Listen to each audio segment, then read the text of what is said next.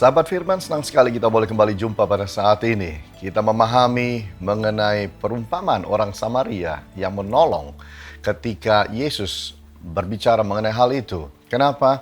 Karena Yesus sedang mengajarkan bahwa kita sebagai umatnya harus belajar untuk bisa menolong orang lain.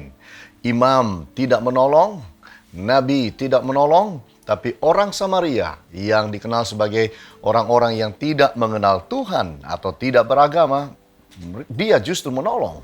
Nah, dalam hal inilah kita mau belajar apakah konsep menolong yang baik dan benar. Saya bacakan dahulu di dalam Lukas pasal yang ke-10 ayatnya yang ke-34. Dikatakan demikian.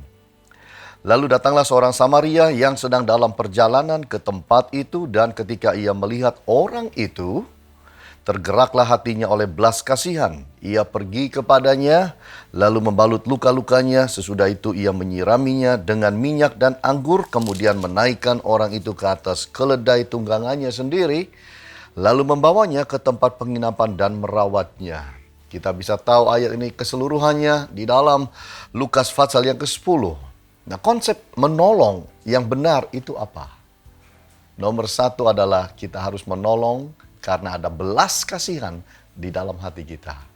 Bukan sikap berpura-pura, bukan kita cari popularitas, bukan kita cari sesuatu bagi diri kita, tapi menolong itu Yesus ajarkan harus murni karena cinta kasih.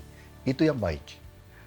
Lalu kita melihat bagian yang kedua adalah menolong itu adalah dengan semampu kita. Bagaimana orang Samaria ini menolong orang yang sudah kerampokan dan hampir mati itu, dinaikkan di atas keledai tunggangannya, dibawa ke hotel, dibalut lukanya, dan hotelnya pun dibayar. Dalam hal ini kita melihat betapa luar biasa dia. Tapi sekali lagi, segala sesuatu yang dia kerjakan adalah sesuai dengan kemampuannya. Dan yang ketiga kita melihat, konsep menolong adalah sebuah ketulusan hati. Dia tidak cari apa-apa, dia tidak cari pamrih, dia tidak minta dibalas. Tapi apa yang diberikan adalah tulus adanya. Sahabat Firman, kita harus belajar konsep menolong yang seperti ini. Inilah yang sangat disenangi oleh Tuhan dan yang harus ada dalam hidup saudara dan saya.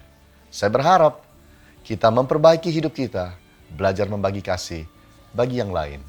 Tuhan Yesus memberkati kita semua. Amin.